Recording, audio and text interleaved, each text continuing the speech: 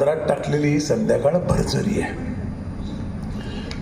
आणि त्याची दोन कारणं आहेत. एक कारण असं आहे की मी एका ज्ञानयज्ञामध्ये भाग घेण्याचं सौभाग्य आज मला लाभलं, जो 18 वर्ष सुरू आहे. आणि दुसरं, हे माझ्या भागातली गोष्ट आहे. माझं गाव इथून फार लांब नाही. कितीही आपण भटकलो तरी आपल्या उंबऱ्याआडचा जे काय आपला सन्मान असतो, जी काही पोच असते, ते आयुष्याला उमेद देणारी असते असं मला वाटतं. त्यामुळे ही भरजरी संध्याकाळ माझ्या पदरात टाकल्याबद्दल यशवेंद्र धन्यवाद. इथे मगाशी दीपप्रज्वलन सुरू होतं तेव्हा मी एक विचार असा करत होतो की इतकं जग पुढे गेलं, AI, रोबोटिक्स आणि इतकं सगळं टेक्नॉलॉजी आता आहे, तरी आपण हे का करतो आहोत वर्षानुवर्ष? दीपप्रज्वलन का करतो? इथे एक मोठा स्क्रीन खाली यायला पाहिजे, तो एनलाइटन झाला पाहिजे, सगळीकडे लाईट लागले पाहिजे, बघेल तिकडे तो लाख प्रकाशाचा झोत फिरला पाहिजे. हे सगळं AI ने शक्य आहे. असं का आपण करतो असा मी विचार करत स्टेजवर बसलो होतो. माझ्या असं लक्षात आलं की एका इलेक्ट्रिकच्या बल्बने दुसरा इलेक्ट्रिकचा बल्ब लावता येत नाही, त्याकरता ज्योत लागते.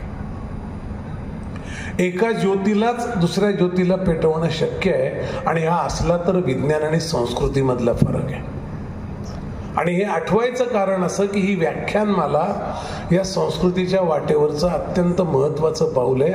महाराष्ट्रात फार कमी अशी समृद्ध शहरं उरली आहेत जिथे लोक व्याख्यानमाला आयोजित करतात, ते अटेंड करतात, त्यातले विचार घेऊन जातात, ते सगळे पटतात असे नाही, पण त्याच्यावर वाद घालतात आणि आपल्या मनाला समृद्ध करत जातात. धुळ्याचा मी असल्यामुळे मला सातपुड्यात एकदा मी अनेक वेळा गेलो आहे.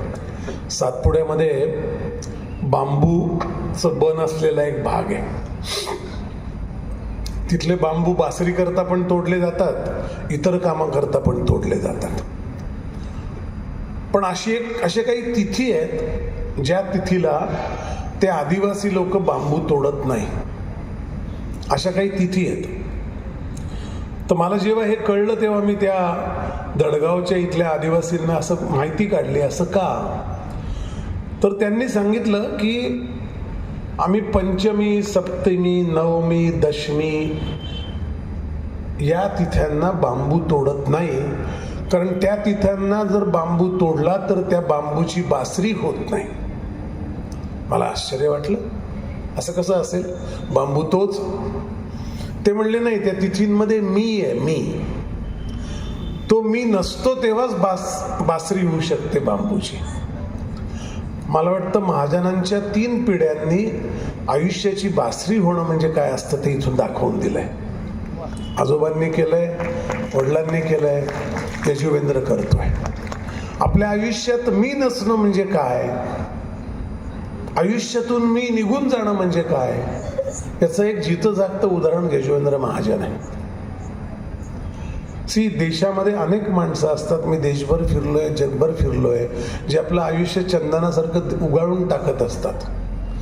पण मी नुसता त्याग करेल असं नाही, त्या तागाच्या घामातून पुन्हा काही वृक्ष निर्माण होतील, मी जे घेतलं त्याच्या कैक पटीने परत देईन, अशा भावनेची ही व्याख्यानमाला आहे. मी या गावातून दरदेशी भटकलो, लांब गेलो, माझं काम उभं केलं, या गावाला मात्र माझं द्यायचं राहणं जाऊ नये, या भावनेने जो माणूस काम करतो, इतिहासात तो अजरामर होईल वगैरे असे शब्द मी वापरणार नाही, कारण त्याला काही अर्थ नसतो. पण त्या माणसाने आयुष्य कृतकृत्यपणे जगलं असं आपल्याला म्हणता येतं आणि त्याचा आदर्श घेता येतो. आणि हा आदर्श तुम्हाला तुमच्या गावात देणारा माणूस आहे, तुमचं भाग्य आहे. तो माझा मित्र आहे, माझं आणखीन एक भाग्य आहे. विषय उद्याचा भारत आणि आपण असा आहे, पण यजुवेंद्रने सांगितल्यामुळे त्यात अनेक विषय येतील. तुमच्या वृत्तीचे येतील, व्यवस्थेचे येतील, कारण वृत्ती वैयक्तिक आहे, व्यवस्था समाजाची असते. उद्याच्या भारताची व्यवस्था बोलता बोलता वृत्तीवर मी काही प्रहार करीन, काही बोलीन, आणि त्या अंगाने तो जे म्हटला चांदण्यात भिजाल की नाही तुम्ही ठरवायचं, पण त्या अंगाने मी मोकळेपणाने तुमच्याशी गप्पा मारेल, हे मात्र नक्की. आपण उद्याचा भारत म्हणतो तेव्हा कालचा भारत थोडा 1-2 मिनिटं बघून घेऊ. आपण कुठून चालत आलो हे कळलं ना, तर आपल्याला कुठे जायला पाहिजे हे कळतं. आपल्या आयुष्यातल्या सगळ्या प्रगतीच्या वाटा या आपल्या प्लेसमेंट कळल्यानंतर सुरू होतात. माझं स्थान कळलं की माझ्या प्रगतीच्या वाटा सुरू होतात. ज्यांना स्थान कळत नाही त्यांना माहीतच नाही ना कुठपर्यंत आलं, कुठून सुरू केलं, त्यांना माहीतच नसतं. त्यामुळे ते प्लेसमेंट नसेल तर प्रोग्रेस होत नाही. हे सूत्र मात्र कायम लक्षात ठेवा. 1946 साली महायुद्ध हरता हरता वाचलेला इंग्लंडचा अत्यंत अमानुष विचारांचा, अत्यंत असभ्य वक्तृत्वाचा, ज्याला हाकलून दिलं पंतप्रधान पदावरून, असा विन्स्टन चर्चिल म्हणाला होता. हे उद्गार जाहीर आहेत की या लोकांना तुम्ही स्वातंत्र्य देतायत, हे बदमाश, भटके आणि कुठलाही समज नसलेली रानटी माणसं आहेत. या असंस्कृत लोकांना स्वातंत्र्य दिलं तर तुम्हाला उद्या पश्चाताप झाल्याशिवाय राहणार नाही, असं तो अटर्नीला आणि त्याच्या मंत्रिमंडळाला भारताला स्वातंत्र्याचा ठराव झाला तेव्हा म्हटला होता. त्या तोंडात चिरूट होता. चिरूटापेक्षा त्याच्या व्यक्तिमत्वाला जास्त दर्प होता. आज तो थडग्यात आहे आणि भारतीय अर्थव्यवस्था जगात 4थ्या नंबरची आहे. आपण कुठून आलो हे लक्षात घ्या. आणि आपला इतिहास तेवढा जुना नाही, आपण खूप मागून आलोय. नदीचं मूळ आणि ऋषीचं कुळ शोधू नये. भारत नदी पण आहे आणि ऋषी पण आहे, त्यामुळे त्याच्या फार मागे किती जायचं त्याची काही कोणी तास घ्यायची गरज नाही. वो एक बहती धारा है, वो चलती आ रही युगों से. आपण त्या धारेत आहोत. आपण त्या धारेशी आपल्या जीवनाचा अर्थ जोडतो, त्या संस्कृतीशी. हे आपलं भाग्य आहे. आणि ही भावना मनात ठेवूनच उद्याच्या भारताकडे आपल्याला पाहायला लागतं. उद्याच्या भारताची खूप प्रगती होईल, खूप आपण सगळं करू. त्या सगळ्या आकडेवारी मी तुम्हाला सांगेन सुद्धा किंवा कदाचित नाही सांगणार. पण उद्याच्या भारतात प्रवेश करताना आपल्याला काय केलं पाहिजे याचा मला जो काही थोडाफार अंदाज आलाय त्याचं तुमच्या समोर मी मांडणी करेल. पहिली गोष्ट अशी लक्षात घ्या, भारत हे सिव्हिलायझेशन आहे, ही वसाहत नाही. भारत ही संस्कृती आहे. जगातल्या 8 संस्कृती नष्ट झाल्या, ही एकमेव संस्कृती 10,000पेक्षा, आणि ते आमच्या निलेशोक सांगतात तसं 12,120 साली रामायण झालं, वर्षापूर्वी, 12,000 वर्षापूर्वी. तर गेल्या 12,000 वर्षापासून टिकलेली, त्याच्या आधी पण होती, ही एकमेव संस्कृती आजही जिवंत आहे. Aztec, Mayan culture, Mesopotamian, Egyptian, Persian, Greek, Roman, या सगळ्या संस्कृती संपल्या. त्यांच्यात थोड्याही पुसटशा खुणा आता नाही. शेवटचं संपलेलं 8वं संस्कृती होती ती लेबनीज. लेबनान हा देश संपला तेव्हा मला वाईट अशा करता वाटलं की एक अत्यंत संपन्न खाण्यापिण्याची, पेहरावांची, आवडीनिवडींची स्वातंत्र्य असणारी एक माणसाची जमात तेल नावाच्या घाणेरड्या निसरड्या वस्तूंच्या वापराने किंवा त्याचा हत्यार करून काही वेस्टर्न ताकदींनी संपवली, आणि ती संपलेली शेवटची संस्कृती लेबनीज आहे. पण भारतीय संस्कृती अजूनही आहे. आता जे टिकतं त्याचं काही कारणं असतात. मूळ टिकाऊ असल्यामुळे टिकतं, त्याचे ताण असतात म्हणून टिकतं. तर भारतामध्ये घडलं असं की एका मुस्लिम राजाने आपल्या 56 मुसलमान सरदारांचा इथल्या राजपूत स्त्रियांशी विवाह केला, एक क्रॉसब्रीड तयार करायचा प्रयत्न केला, आणि त्यातून काहीतरी वेगळं निर्माण होईल, मी पण एक प्रेषित होईल असं त्याला वाटलं असेल. झालं असं, त्या राजपूत स्त्रियांनी आपली संस्कृती सोडली नाही. त्या मुसलमान सरदारांच्या 3ऱ्या पिढीमध्ये त्यांची 3री पिढी ही एकलिंगजीची पूजा करायला लागली. त्यामुळे या संस्कृतीचा स्रोत स्त्री आहे. ती संस्कृती संपण्याची सुताराम शक्यता नाही. ट्रम्प तर चिलट पण नाही. त्यामुळे त्याच्या धमक्या बिमक्यांना कुठलेही हे जे वर्ल्ड पॉलिटिक्स चालतं यातल्या या रासवट माणसांना घाबरू नका. भारत ही संस्कृती आहे हे अमेरिकेला कळतं, म्हणून अमेरिकेला भारताशी डील करता येत नाही. अमेरिका ही कॉलनी आहे. वरून काही लोकांनी घटना लिहिली, काही लोकांनी इथल्या जमाती एकत्र केल्या, काही जमातींना मारून टाकलं. मूळचे अमेरिकन रेड इंडियन त्यांनी यमसदनाला पाठवले, त्यांच्या जमिनी बळकावल्या, 4 राज्य एकत्र आली, 4 शिकलेली माणसं एकत्र आली, एक घटना लिहिली, ती वरून खाली झिरपते आहे. त्याप्रमाणे लोक वागायचा प्रयत्न करत आहेत. ती कॉलनी आहे. इंग्लंड कॉलनी आहे, फ्रेंच कॉलनी आहे, डच कॉलनी होती, पोर्तुगीज कॉलनी होती, जर्मन कॉलनी आहे.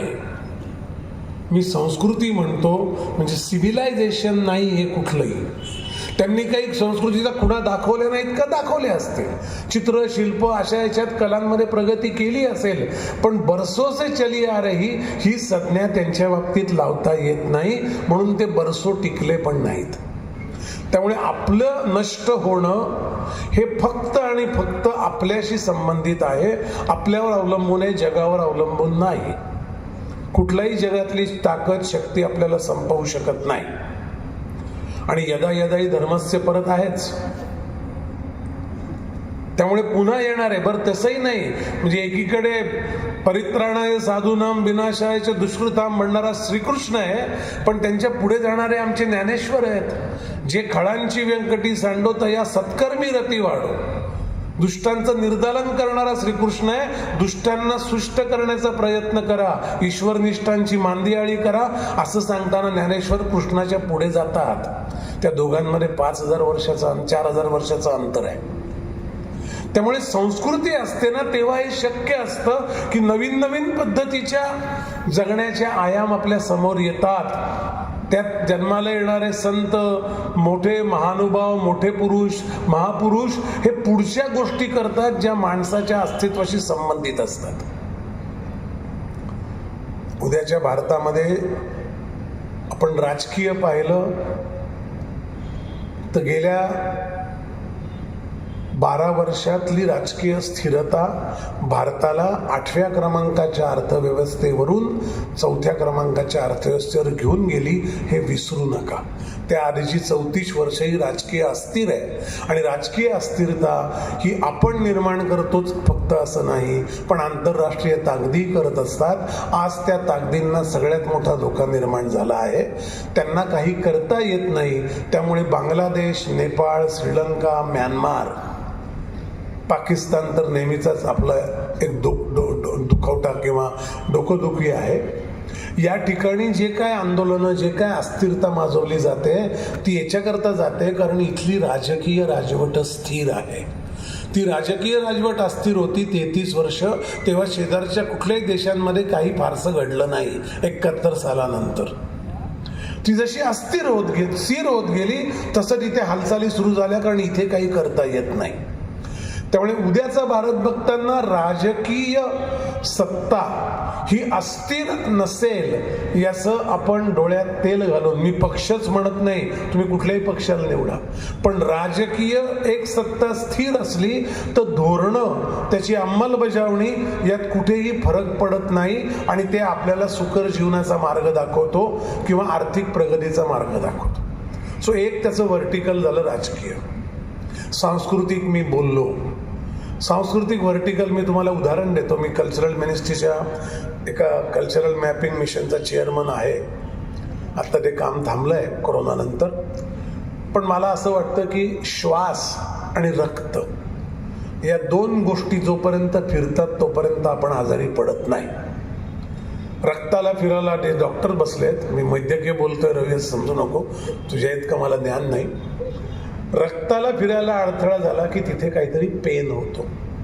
श्वासाला फिरायला अडथळा झाला की तिथे काहीतरी दुखणं आहे असं लक्षात येतं. म्हणजे या 2 गोष्टी फिरत राहणं हे माझ्या आयुष्य फिरण्याकरता आवश्यक आहे. देशाच्या आयुष्यात संस्कृतीचं तेच महत्व आहे. रक्त श्वासासारखी संस्कृती फिरत राहते. ती कलेच्या स्वरूपात राहते. ती शिल्प, चित्र, नृत्य, नाटक, संगीत लोककला या सगळ्यांच्या रूपात, सांस्कृतिक सणांच्या रूपात, पेहरावांच्या रूपात राहते. त्यामुळे दुसरं व्हर्टिकल जे आहे संस्कृती उद्याच्या भारताचं, ते अधिक घट्टपणे कसं ते वस्त्र विणलं जाईल ही जबाबदारी आपल्यावर आहे. आणि त्याला धोका काय तो पण मी सांगणार आहे. तिसरं आलं सामाजिक. आत्ता जगामध्ये एक अमेरिकेत चळवळ चालू आहे. चळवळ कशी आहे बघा. भारतातल्या दलितांच्या अत्याचारांना अमेरिकन कृष्णवंशीय लोकांच्या अत्याचाराशी जोडायचे उद्योग चालू आहेत. तुम्हाला खोटं वाटेल, ब्रिटिशांवर मला कधीतरी एकदा, जरी तुम्ही वक्ता रिपीट करत असलात तरी मला एकदा ब्रिटिशांवर बोलायला ओळखा, कारण तो शत्रुबोध महत्वाचा आहे. ब्रिटिशांनी 2 गोष्टी आपल्याकरता फार घाणेरड्या केल्या. आपण आक्रमण 1100 वर्षी झेलली आहे, पण मध्ये आमचे एक छत्रपती शिवाजी महाराज आहेत. 400 वर्षाचं दैन्य 35 वर्षात संपवणारा माणूस आहे. फक्त शिवाजीला रोज आठवलं ना, मी तुम्हाला सांगतो, आपण काहीच करत नाही असं आपल्याला फिलिंग येतं. मला तरी येतं. 450 वर्षाचं दैन्य, अपमान, अप्रतिष्ठा, सगळ्या प्रकारच्या यातना, वेदना, दुःख फक्त 35 वर्षात संपवलेला माणूस आहे. 50 वर्ष जगले, 15 वर्षी शपथ घेतली, 35 वर्षात जे उभं केलं ते पुढे 144 वर्ष टिकलं. दिल्लीचा बादशाह जो, ज्याचा संबंध अफगाणिस्तान पासून तर म्यानमार पर्यंत सत्ता होती, त्या माणसाला इथे या राज्यात, या प्रदेशात त्याला दफन व्हावं लागलं. इतकी मोठी ताकद मृत्यूनंतर उभी केली. सिंहासन नाही, राजा नाही, राजधानी नाही आणि सेना लढते. हे जगामध्ये गेल्या 5000 वर्षात दुसरं एकही उदाहरण नाही. 27 वर्ष लढते. हे सांगायचं कारण असं, उद्याचा भारत घडताना आपण काय करायचंय, आपण हे आठवलं पाहिजे की आपण कोणाचा वारसा सांगतो. बरोबर की नाही. आपण जिथून आलोय तिथे फार छान आहे ते सगळं. माती कुठे झाली सांगतो.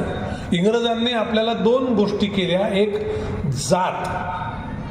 इंग्रजांची तुम्हाला मी धरमपाल नावाच्या माणसाचं पुस्तक आहे, त्याचं नाव आहे ब्युटिफुल ट्री. हे धरमपाल गांधींचे शिष्य, हे इंग्लंडमध्ये होते.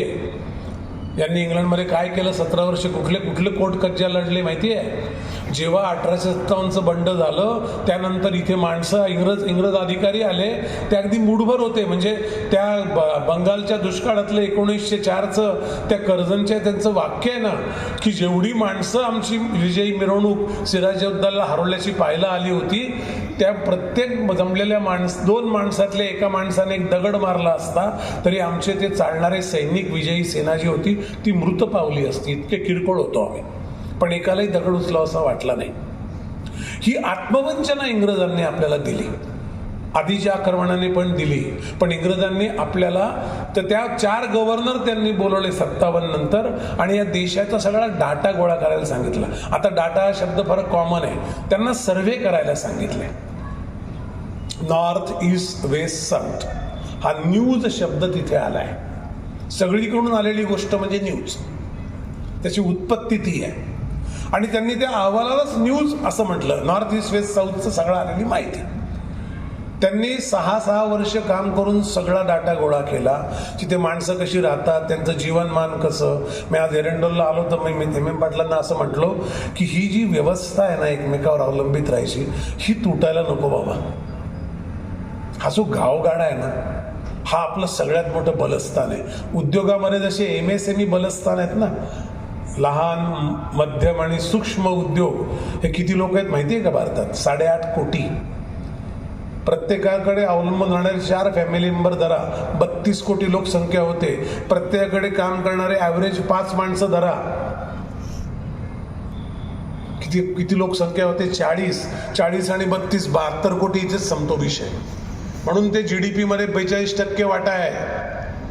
म्हणून आपल्या एक्सपोर्टमध्ये 41% MSMEचा वाटा आहे. आपल्याला या स्ट्रेन कळल्या पाहिजे. आपला गावगाडा MSME उद्योगातले आणि जगण्यातला गावगाडा म्हणजे ग्रोथ, विकास क्षेत्रातला MSME आणि जगण्याच्या क्षेत्रातला गावगाडा, हे 2 आपली बलस्थान आहे. इंग्रजांनी ते तोडायचा प्रयत्न केलाय. आता ते तुटू देऊ नका. तरी आपण, मी सांगितलं, चिवट आहे आपण, संस्कृती आपण इतके लवकर हरत नाही. अशी खाली काहीतरी एक वेगळी जाळी आहे, ती घट्ट पकडून ठेवते काही झालं तरी वरती. कारण संस्कृती खालून वर येते. कॉलनी वरून खाली जाते. खालून वळणाऱ्या गोष्टीला नष्ट करणं फार अवघड आहे, कारण ती ग्रोथ हॉरिझॉन्टल आहे, आडवी असते. वरून खाली व्हर्टिकली खाली येतो, व्हर्टिकली वाढतो. तर या लोकांनी अहवाल गोळा केले, ते अहवाल आम्हाला परत द्यावे, आम्हाला वाचायचे आहेत. म्हणून हे धरमपाल 17 वर्ष कोर्टात लढले.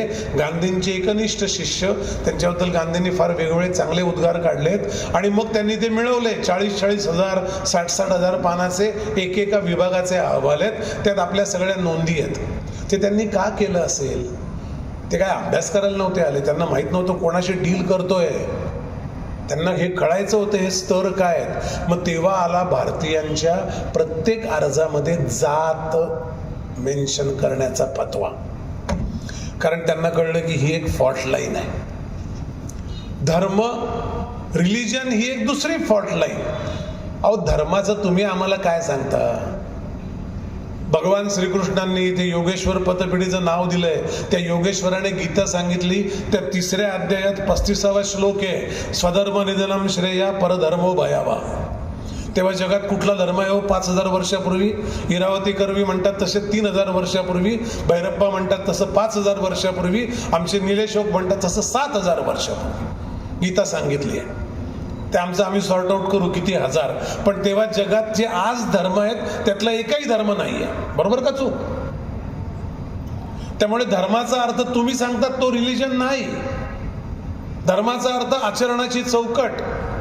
प्रत्येकाने आपल्या धर्मात मरावं. जी धारणा तो धर्म. माझ्या कर्माची धारणा म्हणजे माझा धर्म. जे कर्म यजुवेंद्र हे काम करतो त्या सगळ्या दिव्यांग माणसांच्या आयुष्याचा स्तर उंचावण्याचं, हे त्याला ही त्याची धारणा आहे आणि तो त्याचा धर्म आहे. संप्रदाय कुठला हा फारच बिंडोक विषय आहे.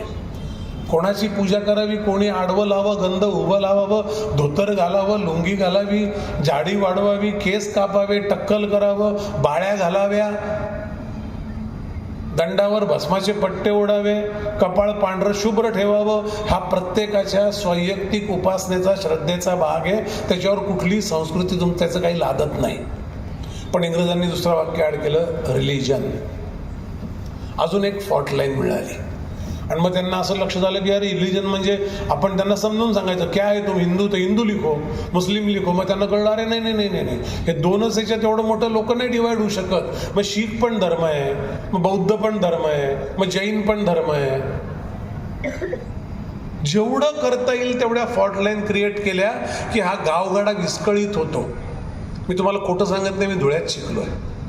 मला माझ्या शाळेतल्या एकाही वर्गमित्राची 10वी पर्यंत जात माहीत नव्हती. इथे जे माझ्या वयाचे आहेत ते पण हेच सांगू शकतील ना. आम्ही कधी विचारत होतो. आता त्यांचं इंग्रजांच्या बळी पडणारे जे बिंडोक आपल्याकडे जे सामाजिक आणि तथाकथित विचारवंत आहेत ते मात्र आडनाव आधी विचारतात. म्हणजे त्यांना कळतं आपण कोणाशी डील करतो. इतके आपण बेअक्कल झालोय. आणि ते पेरलं विष ब्रिटिशांनी. आत्मवंचना दिली म्हणजे काय की माझी ओळख पुसून टाकली. त्यामुळे उद्याचा भारतात तुम्ही असाल तेव्हा या फॉल्ट लाईन लिहून ठेवा. कोणाशी त्याची जात तमुक आहे म्हणून वाद घालू नका. कोणाशी पण त्याचा धर्म उपासना पद्धती वेगळी म्हणून वाद घालू नका. त्याला त्याच्या आयुष्याचा जगण्याचं महत्व आहे, त्याचं स्वातंत्र्य आहे, आपल्याला पण आहे. या फॉल्ट लाईनवर कधी आयुष्य येऊ देऊ नका. जगात एकमेव संस्कृती, परत परत सांगेल, जिने कधीही दुसऱ्या माणसाचे आणि आपल्यातले उपासना पद्धतीचे फरक हे दुश्मन म्हणून घेतलं नाही. अहो आपल्याला माहीत नाही आपण काय. मी जगात फिरल्यामुळे मला थोडंफार माहीत झालंय. परमेश्वराची कृपा आहे. डेन्व्हरला गेलो होतो मी अमेरिकेत. एक परिषद होती. परिषद कोणाची होती? जगातल्या सगळ्या आदिवासी म्हणजे प्राचीन आदिम जमातींची. एस्किमो, झुलू, मावरीन, अबॉर्जिन्स, आदिवासी, हे सगळे जगात राहणारे जे झुलू, त्या देशातल्या त्या खंडातल्या आदिम जमातींची परिषद होती. 36 जमाती होत्या. डेन्व्हर विद्यापीठात होती, कोलोराडोला. आणि माझा विषय होता बिझनेस ऑफ अ रिलिजन. कारण मी नेहमी असं समजतो की रिलिजन, मी धर्म म्हणतच नाही, हे रिलिजन हे बिझनेस मॉडेल आहे. एक प्रेषित, एक धर्मग्रंथ, बाकीचे अनुयायी, हे बिझनेस मॉडेल आहे. म्हणून लोक आणि त्याचा धंदा आहे तो फिअरवर उभा राहतो, भीतीवर उभा राहतो. कारण त्याशिवाय धंदा होत नाही. बाकी व्यवसाय कसे गरजेवर उभे राहतात, तशी या धंद्याची जी गरज आहे ती भीती आहे, कारण ती झुंडशाही त्यातनं येते. पण तो आजचा विषय नाही. तर तिथे ती परिषद होती, तर एक झुलू महिला बोलायला आली. झुलू आफ्रिकन वसाहतीतली एक जमात आहे. ते येऊन उभ्या राहिल्या आणि त्या असं म्हणल्या की, दुभाषा होता, त्यांच्या भाषेत त्या बोलत होता, ट्रान्सलेट करून एक जण सांगत होता.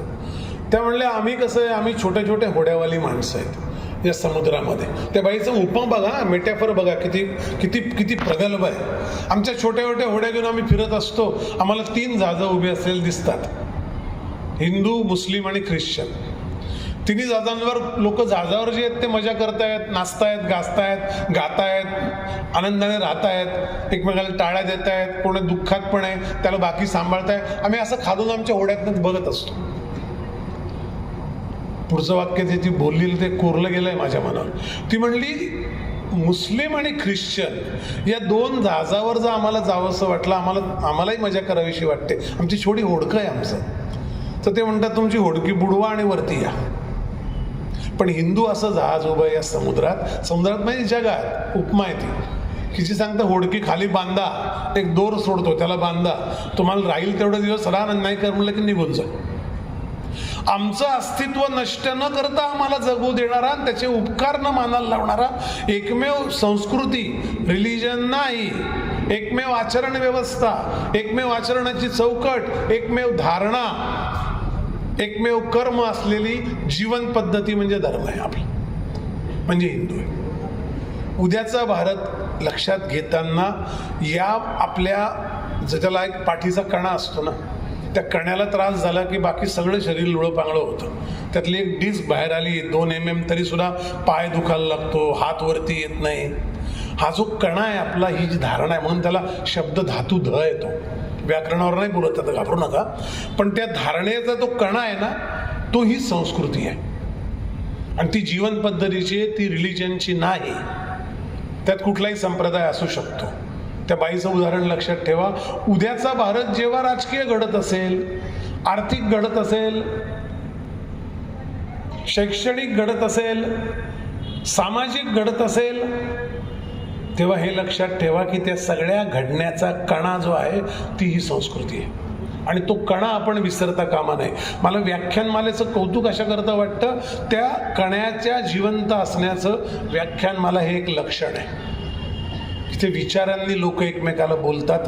मी बोलेल तुम्ही ऐकताय अशा अर्थाने म्हणत नाही, उद्या मी बसेल कोणीतरी बोलेल, मी बोलल्यावर तुम्ही बोलाल, त्याच्यावर मी माझं मत देईल, आपलं वाद होईल, आपलं एकमत होईल, कदाचित होणार नाही. पण हे चालू राहिलं पाहिजे. हे नेहमी अप्रत्यक्ष असतं. आपण घरात येऊन चप्पल काढतो उंबरठ्याच्या इथे, शिस्त चपलेला आहे का आपल्याला आहे? आपल्याला आहे. शर्ट हँगरला टांगला, शर्ट हँगरला आहे कशी आपल्याला आहे? शिस्त शर्टाला हँगरला आहे का आपल्याला आहे? आपल्याला आहे. त्यामुळे हे अप्रत्यक्ष असतं. या एक्सचेंजमधनं जो कणा उभा राहतो तो आपल्या मूळ जीवन पद्धतीचा आहे. उद्याच्या भारतात आपण खूप प्रगती करू आणि त्याची मी यादीच आणली आहे काय काय होणार आहे ते पण तुम्हाला धक्कादायकच वाटेल. इतकं काही घडणार आहे आणि ते फार कमी घडणार आहे. म्हणजे आमचे एक मित्र होते अमेरिकेतले, त्यांचं नाव CK प्रल्हाद, मॅनेजमेंट गुरु होते. ते नेहमी बोलायला यायचे कुठल्याही सेमिनारला याला. एकदा ते बोलता बोलता असं म्हणाले की त्या आधीच्या वक्त्यांनी खूप सांगितलं की India is a big country, it's a big liability to the world, it is a big population, 100+ crores. My God, I don't know, this country can create havoc, it can create a sucking hole where everything will go, whatever we produce they will eat. CK Pralhad उभे राहिले आणि ते म्हणले, India is not a sucking hole. India हे एखादा आवर्ताचं भोक नाही की सगळं उडून गेल. इंडिया हा एक हत्ती आहे, तो आत्ता झोपलेला आहे. कृपा करून त्याला उठवू नका. तो उठून हातपाय हलवायला लागला, तुम्हाला सगळ्यांना स्टेज खाली करायला लागेल. एखाद्या द्रष्ट्यासारखे उद्गार आहेत. ते होणार आहे पुढच्या 25-22 वर्षात. 2050ला आता इथे बसलेले जे 25 वर्षाचे लोक आहेत ते जवळपास 45 वर्षाचे असतील. 30शीतले 50शीला गेले असतील, 15 वर्षाचे 40 वर्षाचे होतील. 35 वर्षाचे होतील तेव्हा देश जो असेल तो इतका वेगळा असेल, त्याचं चित्र मी उभं करतोच आहे. पण तो तसा राहण्याच्या शक्यता निर्माण करण्याचे प्रयत्न आत्तापासून करायला लागतील. नाही तो तसा राहण्याची काही शक्यता नाही. तो कधीही कोलमडून पडेल, त्याचा कणा हलता कामा नये. आणि ते आपलं योगदान आहे, काम नाही. कोणतरी तुम्हाला एक मायारका वक्ता येतो आणि उपदेश करतो, अशा पद्धतीने बघू नका, त्याच्यावर तुम्ही चिंतन करा, शंका असतील तर विचारा.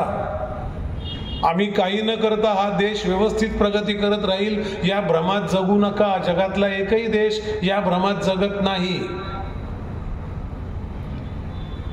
रस्त्यावर थुंकणारी लोक पाहिली, कधीतरी सामान पाक फेकणारी लोक पाहिली तर आपल्याला सगळ्यांना राग येतो, पण आपण काही करत नाही. पहिला पंतप्रधान मिळाला ज्याने सांगितलं स्वच्छ भारत कार्यक्रमच आणला त्याने. आता तुम्ही गाडीतनं कुठे जात असाल प्रवासाला तर तुम्ही बघा, बसमधली मुलं पण आईबापाला सांगतात कागद फेकू नका खिडकीतून. हे रुजवायला लागेल. आणि तुमच्यासारखे सुबुद्ध माणसं हातातली मधली लेयर आहे जे हे रुजवेल, जे तो संदेश इतिहासासकटचा त्याच्या मुलाच्या मनात उतरवेल. त्यामुळे शाळेतल्या शिक्षकांचं योगदान उद्याच्या भारतामध्ये सगळ्यात महत्वाचं आहे. तो स्पंज आहे, तो कोरडा असतो. मुलगा म्हणजे कोरडा स्पंज आहे, तो असेल ते शोषून घेतो. त्याला शोषायला काय द्यायचं, त्याने काय शोषलं म्हणजे त्याचं मजबूत होईल, हे सगळं ठरवणारे शिक्षक आणि आपण लोक आहोत. आपण समाजाकरता आहोत, शिक्षक शाळेकरता आहेत. त्यामुळे रस्त्यावरून चालणारा एखादा मुलगा वाईट बोलला तर आपल्याला काय संबंध, असे खांदे उडवत चालू नका. इव्हन ज्या सोसायट्या जगातल्या इंडिव्हिज्युअल आहेत ना, त्या सुद्धा असं करत नाहीत. तिथे एखाद्याने रॉंग साईडला गाडी आणली तर सगळे त्याच्या नावाने ओरडतात, कोणतरी तो नंबर फोटो काढून पोलिसांना. ही आपली जबाबदारी आहे. रस्त्यात भरकटलेला मुलगा आपला नसेल रक्तमासाचा, पण तो आपला या देशातला एक घटक आहे. आणि तुमच्याकडे तर यजुवेंद्रने काम उभं करून दाखवल्याचा काय संबंध या लोकांशी, त्यांच्याकरता तो आयुष्य वेचतोय. त्यामुळे काम उभं राहत नाही वगैरे अशा गप्पा मारू नका. आपल्याला हे केलं तर काय फरक पडतो, कोणतरी करेल. कृपया अशा भ्रमात कोणी करत नाही. आपला देश करायला फ्रेंच लोक येतील का? ठीक. ब्रिटिश येतील का? ते निर्लज्ज माणसं, अमानुष. अमेरिकन येतील का? मजेत असणारे, मौजेत दिवस काढणारे? नाही. आपल्यालाच करायला लागेल. उद्याच्या भारताच्या जडणघडणीचा जो काही विकास होईल, 10% ग्रोथ होईल, GDPची 2 ट्रिलियनची इकॉनॉमी होईल. काय होणार आहे सांगतो एक मिनिटात. 2050 साली भारत जगातली आणि मी भविष्यवेत्ता नाही, मी अभ्यास करून सांगतोय. मला हे चुकलं तर मला दुःख होणार नाही. माझा अभ्यास कमी पडला याचं दुःख होईल. माझी पैज मी हारलो याचं काही मला असं काही त्रास होणार नाही. पण त्याची कारणं पण सांगेन. 2050ला भारत जगातली 2ऱ्या क्रमांकाची महासत्ता असेल. चायना 1ल्या नंबरची, अमेरिका 3ऱ्या नंबरची असेल. आणि हा आशावाद नाही.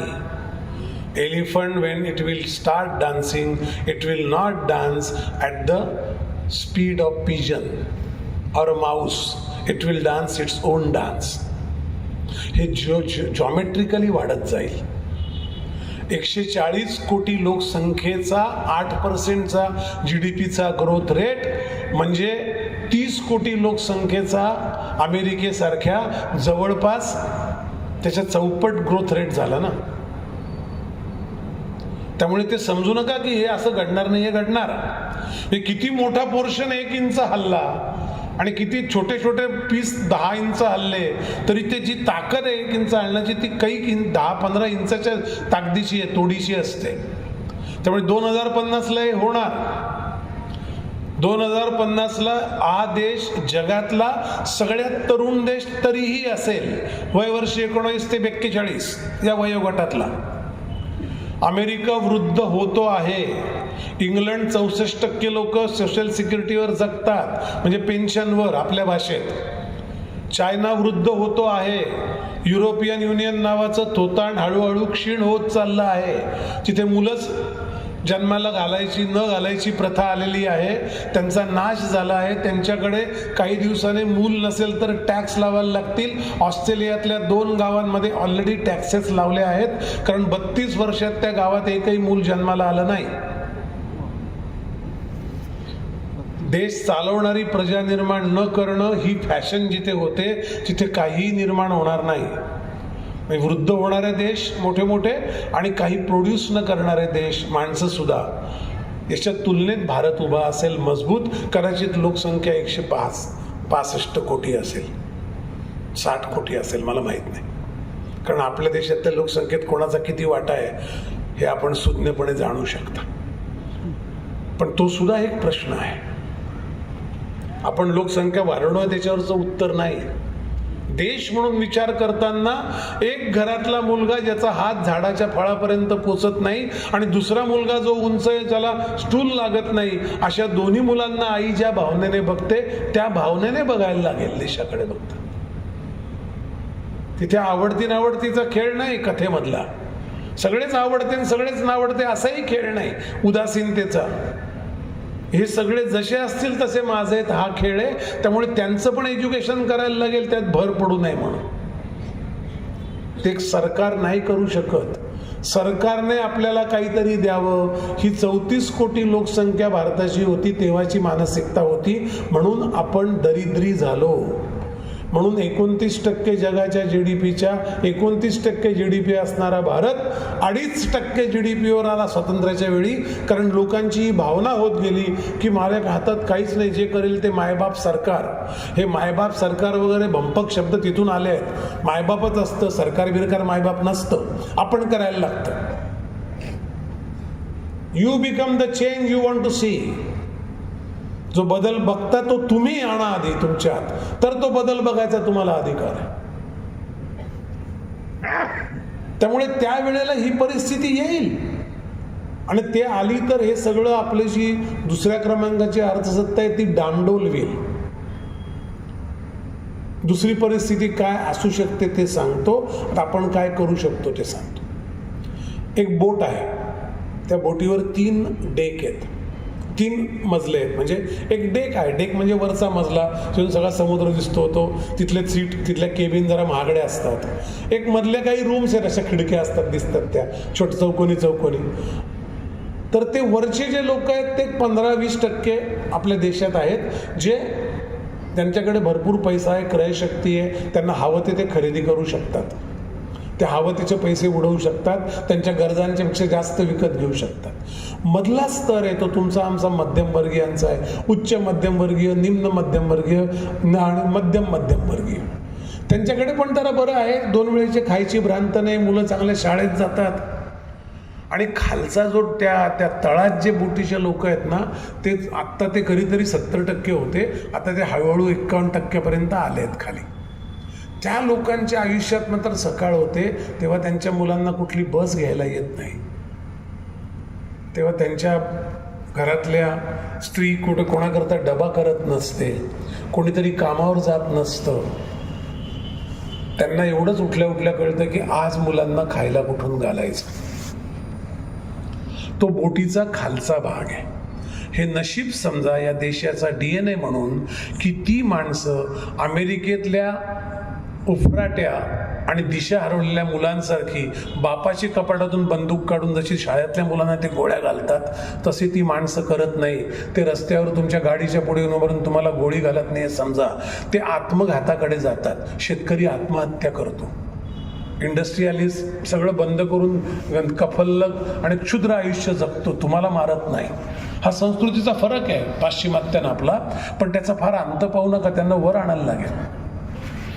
ज्या लोकांना असं वाटतं काय तुम्ही फुकट धान्य वाटता, अरे असं नाही, तुम्हाला किमान जगण्याच्या गरजा. काही लोक जगात तुम्ही काहीही आणलं, आपण सुद्धा प्रत्येक जण दिवसातले 20% खोटारडे असतो, लफंगेपणा काहीतरी करत असतो, कोणाला तरी फसवत असतो, कोणाला तरी टोपी घालत असतो. समाजातल्या अनेक स्तरात अनेक माणसं कुठल्या क्षणी बेसावत क्षणी खोटे वागत असतात. ते आयुष्याचं आपल्या मानवी आयुष्याची शोकांतिका आहे. त्यामुळे काही लोक धान्य फुकट मिळतं तरी विकत असतील ते घडणार. पण माझ्या राज्यातल्या देशातल्या लोकांना खायची भ्रांत मी ठेवत नाही ना. तेव्हा सकाळी उठल्यावर मुलांना खायला कुठून आणू हा प्रश्न त्या बापाला पडत नाही, तो आत्महत्या करत नाही, हे लक्षात ठेवा. मी प्रचार करत नाही स्कीमचा कुठल्याही सरकारच्या. मी असं म्हणतोय की 2050ला दुसऱ्या क्रमांकाचा देश असेल तेव्हा या लोकांच्या व्यवस्थेचं काहीतरी सामाजिक व्यवस्थेत रूपांतर करावं लागेल. सरकार देईल आणि हे घेतील ही व्यवस्था चालणार नाही. सरकार आपलं आहे. सरकारने वेळेवर काही दिलेलं नाही, आत्ता द्यायला लागलंय, तर ते पण ते व्यवस्थेत कसं रूपांतरित होईल बघा. आणि हजारो लोक येतात. मी मध्ये गुजरातला एकदा गेलो होतो, तिथे एका रेस्टॉरंटमध्ये जेवायला गेलो आणि आपण जेवायला बोलवल्यावर मेनू मागतो ना, तो मेनू मागितला आणि बघितलं मी राईट साईडला तिथे काही आपण मध्यमवर्गीय माणसं उजवीकडून मेनू बघतो ना, आधी किमती बघतो आणि मग ठरवतो किती भूक आहे. पण ते उजव्या साईडला काहीच नव्हतं. तर मी म्हटलं अरे छापलं नसेल. मी परत उलटं केलं, इकडे तिकडे पण काहीच नव्हतं. मी त्यावेळेला बोलवलं, अरे म्हटलं, तो म्हणे काय खायचं आहे तुम्हाला? म्हटलं नाही ठरवतोय. म्हटलं पण अरे इथे काही चुकीचा मेनू आहे का? किंमत नाही. आपका पैसा किसने दिया, आप जो मंगा नाही मंगाओ. हे अजून आहे तर मला मी सगळं पत्ता बित्ता देईन. मी म्हटलं किसने दिया है? मी काय भिकारी आहे का? नहीं सर, आपका पैसा दिया है, आपको जो खाना है खाइए ना. जिसको बाप खाने के बाद आपको किसका पैसा देना है देके जाइए. मी त्या माणसाची वाट बघितली 3:30 पर्यंत. दुपारी परत आलो, त्या मालकाला भेटलो. म्हटलं ही आयडिया सुचली कुठून आणि तुम्ही तर तोट्यात असाल म्हटलं. तो म्हणला 170% प्रॉफिट आहे मला नॉर्मल हॉटेलपेक्षा.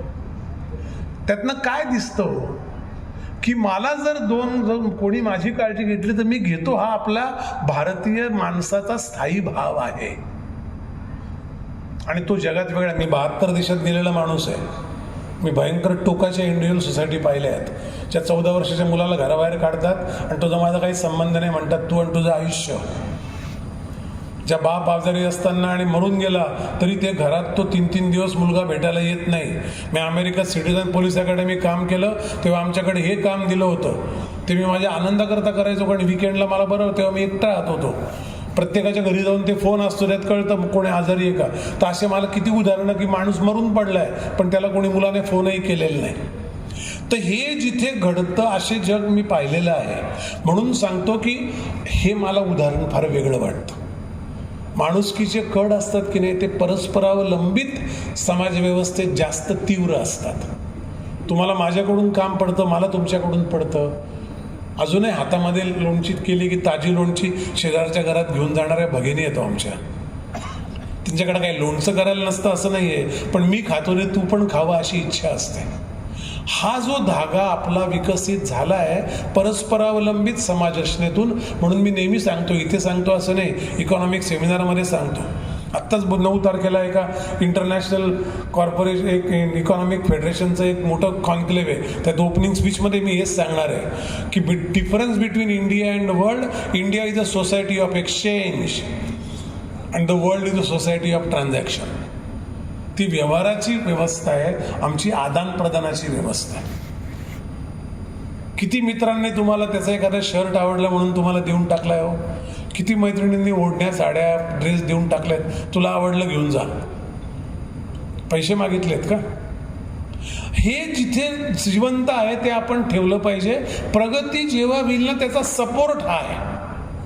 त्या जहाजाच्या तळातल्या माणसांना जर वाटलं की माझी हे काळजी घेतात तर ते जहाजाला भोग पाडणार नाही. पण त्यांनी जर भोग पाडलं तर वरचा डेक वाचेल असं नाही, जहाज अख्खं बुडतं. ते काय वरचा डेक तरंगत ठेवत नाही. त्यामुळे ही इंटरडिपेंडेबिलिटी समजून, आणि मी तुम्हाला एक माझं वाक्य सांगून ठेवतो, तुम्हाला पटेल ना पटेल.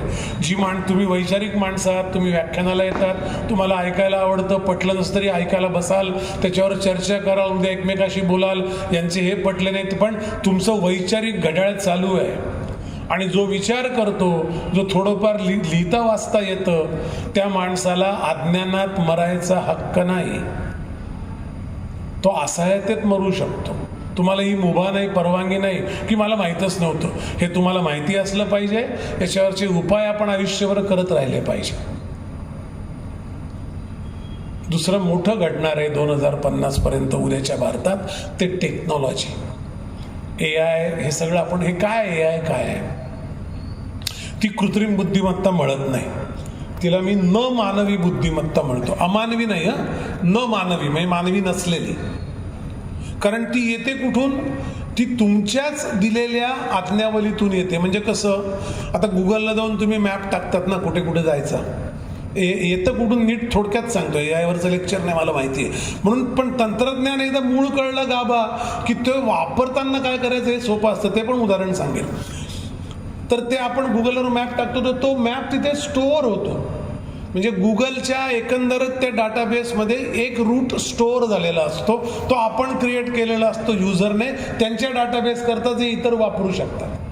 तुम्ही गुगलला जाऊन एखादं पुस्तक ऑर्डर केलं की खाली येतं ना, people red also red this, people who want this book also read this books, असं खाली एक लिस्ट येते. हे सगळं स्टोअर केलेलं असतं. गुगल सर्च हा AIचा पहिला चुणूक होती, वेगवेगळ्या डाटाबेसमधनं माहिती गोळा करणं. आता हे जर असं असेल तर मी काय निर्माण करायचं आणि काय करायचं नाही याचं भान ठेवलं पाहिजे. तंत्रज्ञानाला भान नसतं. तंत्रज्ञान नीतीविरहित असतं. ते नीतिनिरपेक्ष असतं. त्याचा नीतीशी काही संबंध नाही. काड्याच्या पेटीने घर जाळायचं का भात शिजवायचा याचं ज्ञान काड्याच्या पेटीला नाही, ते वापरणाऱ्या माणसाला आहे. ते आत्मिक भान आहे. त्यामुळे AIचा वापर करताना माझं आत्मिक भान सुटत नाहीये. इतका एक धागा डोक्यात ठेवला तर AI सारखा आपला मित्र असणार नाही. आणि आपण ते प्रूव्ह करून दाखवलंय. आपण टेक्नॉलॉजी इनोव्हेशनमध्ये काम केलेला देश नाही आहोत, म्हणून जगामध्ये आपला एकमेव देश लोकांना मिस कॉल देतो. जगात कोणी कोणाला मिस कॉल देत नाही. तुम्ही जर मी परदेशात किती वेळा मिस कॉल देतो म्हणतो, what if you are not going to pick up the call, why should I call you. माझ्याकडे तिचं उत्तर नाही. पण म्हणतो आम्ही तर मासे बिसे पान टपरीवाल्याला मिस कॉल देतो, मग तो मिस कॉल देतो, पान तयार असतं, आम्ही जाऊन घेऊन येतो.